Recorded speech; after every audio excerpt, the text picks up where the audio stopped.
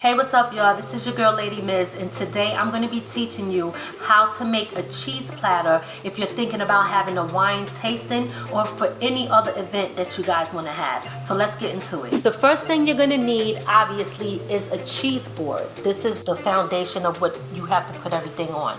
I got this cheese board from Home Goods. That's one of my favorite stores. Next, you're going to need different types of meat.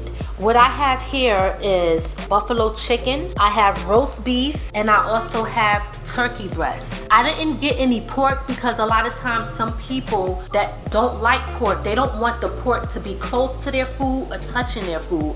So I stayed away from that. But to each his own. If you eat pork or you know someone that does, you can switch it up the way that you like. Then I bought a different variety of cheeses. You can see all the different types that are here. I love specialty cheeses, so I got some imported European cheese collections, and you can see all the different types that are here. Because I love cheese so much, and it is a cheese platter, I also got some Gouda. I got some roasted garlic cheddar cheese curds. And here, these are the little extra whisk cheese crisps that you can add if you want. Now, I got some organic garlic stuffed olives. It's always good to have a spread for your crackers. So I actually haven't tried this, so I hope it tastes good. But this is a cheese spread, and it's made with Budweiser. So let's see how that works out. Having these type of blocks of cheese, and you can have a cheese cutter next to it, is also great to have on your platter. I added goat cheese and mozzarella cheese. So I have the bruschetta toasted bread. I also got chocolate, dark chocolate thins. We got some cashew nuts, rosemary crisp crackers. These are delicious. And I have assorted entertainment crackers. And this comes with a variety of different flavors. I'll read them off to you really quickly. You have the pepper water cracker, the snack cracker, the sweet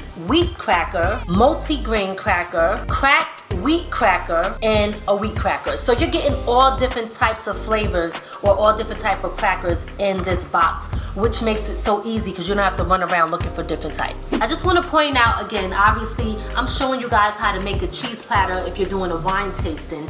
And just so you know, I also sell wine. I sell CBD infused wellness therapeutic wine. It's called Evol, and it comes in many different flavors. Another thing that I like to add to the cheese platter is grapes, okay? It's fruit, and it also adds a little fanciness to the platter. So of course, you want to make sure that you rinse them off. So what I have here, I have two different colors. I have the green and I have the purple grapes. I have already rinsed them off before I put them on the platter. Okay, let's get into it. I already washed my hands and I already rinsed the grapes off. So now I'm going to start with placing the grapes where I want it on the board.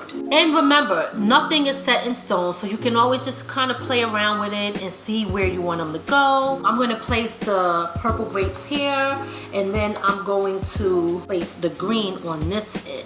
Right? So let them kind of like hug the ends. Then what I like to do is I like to pick where I want my cheeses to go. Now remember, it doesn't matter which order you do this in, because when you place stuff on the board, you might want to probably move one thing to another location, depending on what you like. All right, so we're starting with the imported cheese. So I'm going to take this. I like to kind of grab it down in the middle and place it right next to the grapes. You can lift the grapes up as you see if you want to make sure that we have room. And you don't want to put everything on there, right? Because you want to make sure you have room for everything. Right, this is the Parmesan cheese, which I love. Again, like I said, this I'm going to position facing the other cheese right here, or maybe here. I don't know. I'll play around with it and see what I like. I have company coming over today, so this is another reason why I chose to make this platter today. I'm killing two birds with one stone.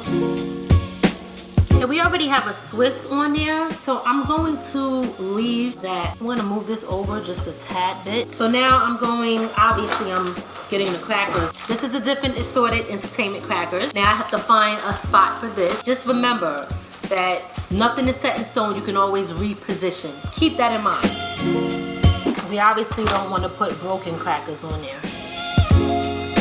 I am a little picky about the way the crackers are positioned. They all have to be facing the same way. So I wouldn't want a backwards cracker.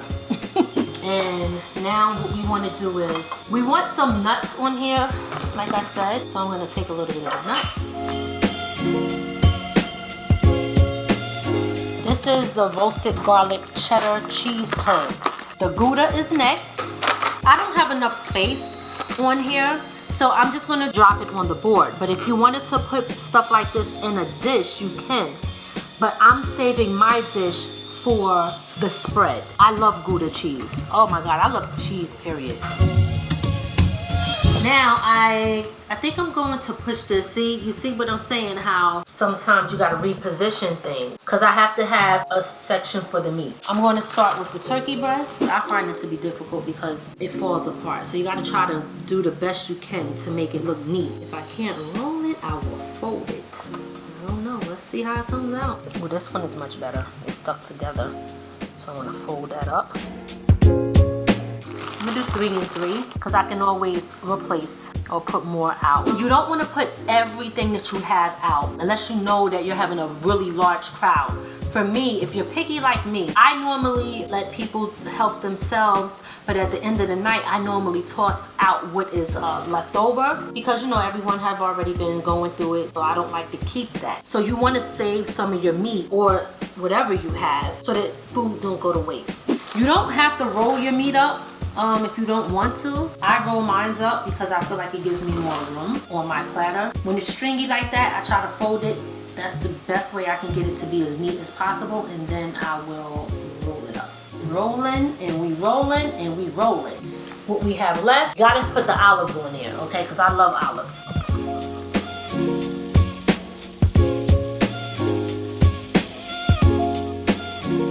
For your crackers, if you're not going to use the cheese and you want to add a little spread, take the spread and put it in this dish. All right, we are getting close towards the end. So I have to find a way to get this Gouda and this mozzarella on here. I already see a spot for the mozzarella. Actually, I'm not gonna put the whole mozzarella on there. I'm gonna cut it in half. If you want to make it easy for your guests, you can kind of like try to cut very little so it's easy for them to take it off. I'm over here eating that because what I'm not going to do is talk over the food. I don't like people talking over my food, so I always like to do for other people what I want done for me. I'm going to take some of this goat cheese and cut that in half. And when I say talking over the food, because I'm talking right now, I mean, especially when you have something in your mouth, you just want to be safe at all times. So I have these crackers here. I don't have room for these crackers, but what I'm going to do is just put these aside in case I need to restock on crackers, and it also adds a different flavor, something that hasn't been out and they haven't seen yet. I also have, as I told you, the bruschetta. I don't have room for that. What I'm gonna do is I might set up a little bit of this on different platters just so you can see like decorations to go with it. It will be the same thing for the chocolate. The reason that you need these different flavors is because when you are drinking wine, some wines pair better with certain things. So you have to know the tastes that go with what. And that can be a later video.